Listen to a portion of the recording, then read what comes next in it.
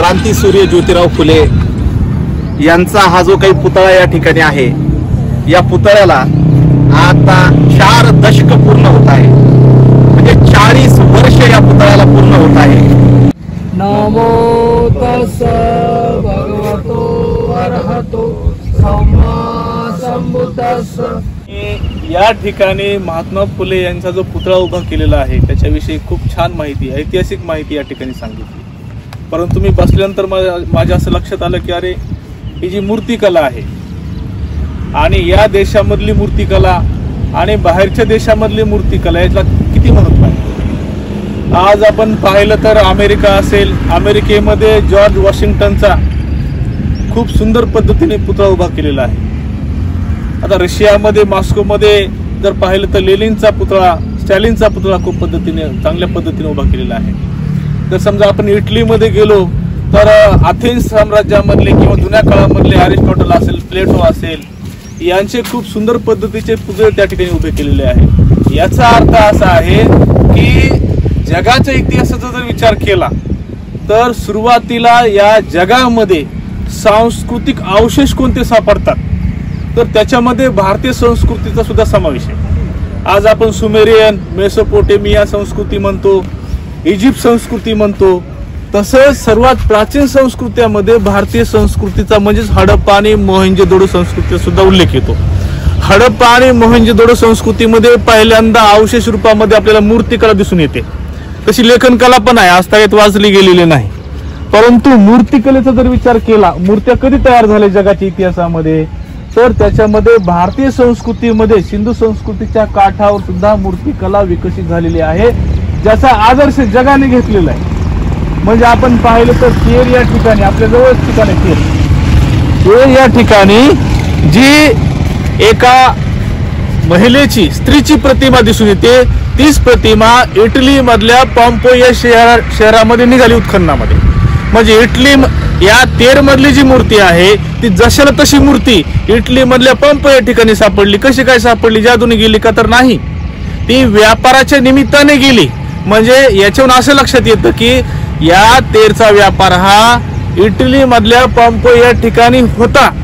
म्हणजे जर तेर पाहिलं तर बुद्ध धम्माचं एक केंद्र सुद्धा होतं त्या ठिकाणी। जे काही समजा त्रिविक्रमेश्वराचं जे मंदिर आहे ते मुळात बौद्ध विहारच आहे।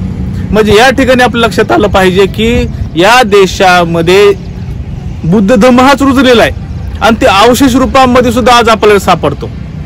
हा एक भाग। दुसरा भाग कोणता आहे की आपल्याला माहिती आहे की सम्राट कनिष्काच्या काळामध्ये गांधार शैलीमध्ये आणि मथुरा शैलीमध्ये पहिल्यांदा मूर्त्या तयार झाल्या।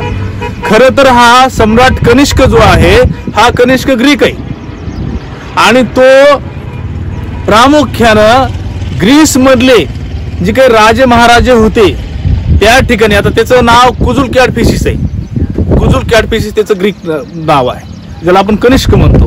तर त्याच्या काळामध्ये ग्रीसियामध्ये जे काही मूर्त्या तयार झाल्या, मग अपोलो असेल, व्हीनस असेल, मर्क्युरी असेल, ह्या त्यांच्या ते समुद्र देवता असतील, युद्ध देवता असतील, ह्या देवतांच्या मूर्त्या कोरण्याची परंपरा त्या ग्रीसियामध्ये होती।